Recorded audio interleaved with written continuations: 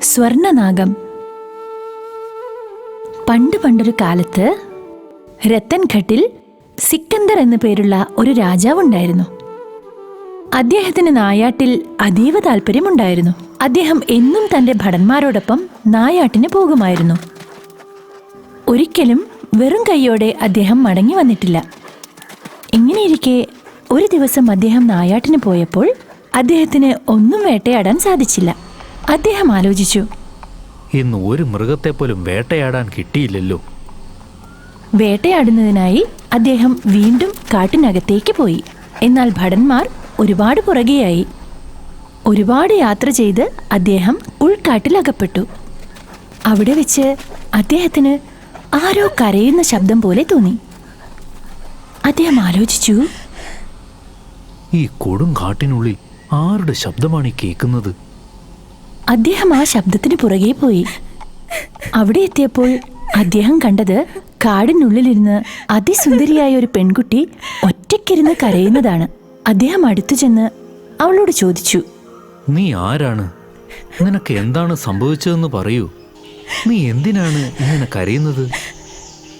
ആ പെൺകുട്ടി പറഞ്ഞു, എന്റെ പേര് സോന എന്നാണ്. എന്റെ ഗ്രാമത്തിൽ വളരെ ശക്തിയായൊരു കൊടുങ്കാറ്റടിച്ചു. ആ കാറ്റിലകപ്പെട്ട് ഞാൻ ഈ കൊടുങ്കാട്ടിലെത്തി. എനിക്ക് എന്റെ വീട്ടിലേക്ക് തിരിച്ചു പോകാനുള്ള വഴി അറിയില്ല. സിക്കന്ദർ അവളോട് പറഞ്ഞു, നീ വിഷമിക്കാതെ നീ എൻ്റെ കൂടെ കൊട്ടാരത്തിലേക്ക് വന്നോളൂ. നിന്റെ ഗ്രാമം എവിടെയാണെന്ന് അന്വേഷിച്ച് കണ്ടുപിടിച്ച് നിന്നെ ഞാൻ അങ്ങോട്ടേക്ക് യാത്രയാക്കാം. സോന രാജാവിന്റെ കൂടെ അദ്ദേഹത്തിന്റെ കൊട്ടാരത്തിലേക്ക് പോയി. അദ്ദേഹം തന്റെ ഭടന്മാരോട് സോനയുടെ ഗ്രാമത്തിനെ കുറിച്ച് അന്വേഷിച്ച് എത്രയും പെട്ടെന്ന് അറിയിക്കാൻ പറഞ്ഞു. ഭടന്മാർ അടുത്തുള്ള ഗ്രാമങ്ങളിലെല്ലാം പോയി സോനയെക്കുറിച്ച് അന്വേഷിച്ചു. പക്ഷെ അവർക്ക് സോനയുടെ വീടിനെക്കുറിച്ച് യാതൊരു വിവരവും ലഭിച്ചില്ല. ഭടന്മാർ രാജാവിന്റെ കൊട്ടാരത്തിൽ തിരിച്ചെത്തി. അവർ രാജാവിനോട് പറഞ്ഞു, സോനയുടെ വീടിനെക്കുറിച്ച് യാതൊരു വിവരവും ലഭിച്ചില്ല എന്ന്. ഇത് കേട്ട് സോന വീണ്ടും കരയാൻ തുടങ്ങി. ഞാനിനി എവിടെ പോകും? എനിക്കിനി ആരുമില്ലല്ലോ. ഞാനിനി എന്തു ചെയ്യും? രാജാവിന് സോനയെ ഒരുപാട് ഇഷ്ടമായി. രാജാ സോനയോട് പറഞ്ഞു, നീ കരയാതിരിക്കൂ. നിനക്ക് തടസ്സങ്ങളൊന്നുമില്ലെങ്കിൽ ഞാൻ നിന്നെ വിവാഹം കഴിച്ചോട്ടെ. സോന വളരെ നാണത്തോടെ അത് സമ്മതിച്ചു. പിന്നീട് രാജാവ് സോനയെ ആർഭാടപൂർവം വിവാഹം ചെയ്തു. എന്നിട്ട് രണ്ടുപേരും വളരെ സന്തോഷത്തോടെ ജീവിക്കാൻ തുടങ്ങി. കുറച്ചു കാലങ്ങൾക്ക് ശേഷം രാജാവിന്റെ ആരോഗ്യം മോശമായി. അദ്ദേഹം വളരെ ക്ഷീണിതനാവാൻ തുടങ്ങി. അദ്ദേഹത്തിന്റെ ശരീരം വിളർക്കാൻ തുടങ്ങി. ഒരു വൈദ്യർക്കും അദ്ദേഹത്തിന്റെ രോഗം കണ്ടുപിടിക്കാൻ സാധിച്ചില്ല. ഒരു ദിവസം രാജാവിന്റെ മന്ത്രി അദ്ദേഹത്തിനോട് പറഞ്ഞു, മഹാരാജൻ, താങ്കൾക്ക് ആ ഹക്കീമിനെ ഒന്ന് പോയി കണ്ടുകൂടെ? കൈ തൊട്ടു നോക്കി തന്നെ എന്താണ് അസുഖമെന്ന് അദ്ദേഹം കണ്ടുപിടിക്കുമെന്ന് ഞാൻ കേട്ടിട്ടുണ്ട്. രാജാവ് മന്ത്രിയോട് ഇങ്ങനെ പറഞ്ഞു, ശരി, നീ തന്നെ എന്നെ ഹക്കീമിന്റെ അടുത്തേക്ക് കൊണ്ടുപോകൂ. രാജാവ് ഹക്കീമിന്റെ അടുത്തേക്ക് പോയി. ഹക്കീം അദ്ദേഹത്തിന്റെ കൈ പിടിച്ചുകൊണ്ട് പറഞ്ഞു, ഹക്കീം ജി, ഞാൻ ആകെ ദുഃഖിതനാണ്.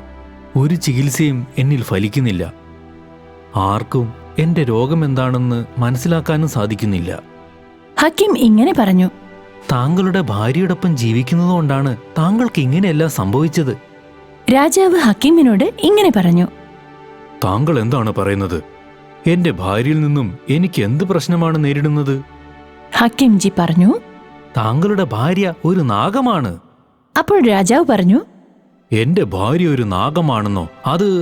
അതെങ്ങനെ സാധ്യമാകും? അങ്ങ് എന്താണ് പറയുന്നത്? ഹക്കീം ജി അദ്ദേഹത്തോട് പറഞ്ഞു, താങ്കൾക്ക് എന്റെ വാക്കിൽ വിശ്വാസമില്ലെങ്കിൽ താങ്കൾക്ക് സ്വയം തന്നെ അത് പരിശോധിച്ച് മനസ്സിലാക്കാവുന്നതാണ്. രാജാവ് ചോദിച്ചു, ഞാൻ എങ്ങനെ അത് പരിശോധിക്കും? ഹക്കീം അദ്ദേഹത്തോട് പറഞ്ഞു, ഇന്ന് രാത്രി കൊട്ടാരത്തിലെ എല്ലാ വെള്ളവും മറിച്ചു കളയണം. രാത്രി 12 മണിയാകുമ്പോൾ താങ്കളുടെ ഭാര്യയുടെ അടുത്ത് വെള്ളം വേണമെന്ന് പറയൂ.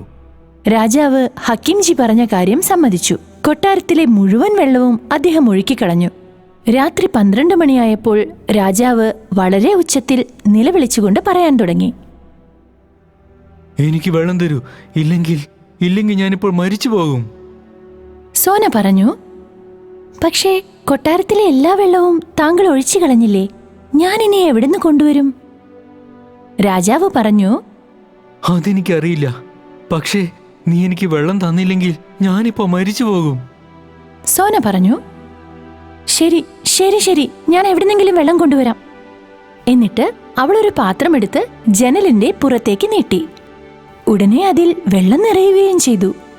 രാജാവ് ഒളിച്ചിരുന്ന് ഇതെല്ലാം കാണുന്നുണ്ടായിരുന്നു. അദ്ദേഹം ആശ്ചര്യപ്പെട്ടു. ഞാൻ മുഴുവൻ വെള്ളവും കളഞ്ഞതാണല്ലോ. എന്നിട്ടും സോനയ്ക്ക് ഈ വെള്ളം എവിടുന്നാണാവോ കിട്ടിയത്? രാജാവ് ഹക്കീമിന്റെ വാക്കുകൾ വിശ്വസിച്ചു. എന്നിട്ട് പിറ്റേ ദിവസം ഹക്കീംജിയുടെ അടുത്തുപോയി ഇതെല്ലാം പറഞ്ഞു. ഹക്കീംജി, താങ്കൾ പറഞ്ഞത് വളരെ ശരിയാണ്. സോന രാത്രിയിൽ എനിക്ക് വെള്ളം തന്നു. ഇനി ഞാൻ എന്തു ചെയ്യും? ഞാൻ എങ്ങനെയാണ് എന്റെ ഭാര്യയിൽ നിന്ന് രക്ഷപ്പെടുക? ഹക്കീംജി പറഞ്ഞു, താങ്കൾ അവളെ സമുദ്രത്തിലേക്ക് കൊണ്ടുപോകണം. സമുദ്രത്തിന്റെ മധ്യഭാഗത്ത് എത്തുമ്പോൾ താങ്കൾ അവളോട് ഇങ്ങനെ പറയണം, താങ്കൾക്ക് ഇതിന്റെ ആഴം എത്രയാണെന്ന് അറിയണമെന്ന്. നീ ഇതിന്റെ അടിയിലേക്ക് ചെന്ന് ഇതിന്റെ ആഴം അളക്കാൻ പറയണം. അവൾ കടലിലേക്ക് ചാടിക്കഴിഞ്ഞ് അവളുടെ വാലിന്റെ അറ്റത്ത് നീ ഈ കാണുന്ന മാന്ത്രിക പൊടി എറിയണം. രാജാവ് സോനയെയും കൊണ്ട് കടലിലേക്ക് പോയി. എന്നിട്ട് പറഞ്ഞു, സോന, നീ എനിക്ക് ഈ കടലിന്റെ ആഴമൊന്ന് അളന്നു തരണം. അത് കേട്ട് സോന പറഞ്ഞു, താങ്കൾ എന്താണ് ഈ പറയുന്നത്? എനിക്കതെങ്ങനെ ചെയ്യാൻ സാധിക്കുക? രാജാവ് പറഞ്ഞു, എനിക്കറിയില്ല. എനിക്ക് വേണ്ടി നിനക്ക് ഇത് ചെയ്യാൻ സാധിക്കില്ലേ? സോന പറഞ്ഞു, ശരി, ഞാൻ കടലിനടിയിലേക്ക് പോവുകയാണ്. ഞാൻ കടലിനടിത്തട്ടിൽ എത്തിയാലുടൻ താങ്കൾക്ക് അടയാളം തരാം. അപ്പോൾ താങ്കൾ മനസ്സിലാക്കണം ഞാൻ അടിത്തട്ടിലെത്തിയെന്ന്. ഇത്രയും പറഞ്ഞുകൊണ്ട് അവൾ സമുദ്രത്തിലേക്ക് എടുത്തു ചാടി. അവൾ അടിത്തട്ടിലെത്തിയതും അടയാളമായി തന്റെ വാലുയർത്തി. രാജാവ് ഉടനെ തന്നെ ഹക്കീം കൊടുത്തുവിട്ട ആ പൊടി ആ വാലിൽ പുരട്ടി. ഉടനെ അത് സ്വർണമായി മാറി. പിന്നീട് രാജാവിന്റെ അസുഖം മാറുകയും അദ്ദേഹം പഴയ പോലെ ആരോഗ്യവാനായി മാറുകയും ചെയ്തു. കൂട്ടുകാരെ, ഇങ്ങനെയുള്ള കഥകൾ കാണുന്നതിനായി ഞങ്ങളുടെ ചാനൽ സബ്സ്ക്രൈബ് ചെയ്യൂ. എന്നിട്ട് ബെല്ലൈക്കണും അമർത്തൂ. അങ്ങനെയാണെങ്കിൽ നിങ്ങൾക്ക് ഒരു കഥയും നഷ്ടമാവില്ല. ഇനി അടുത്ത കഥയിൽ കാണാം. ബൈ.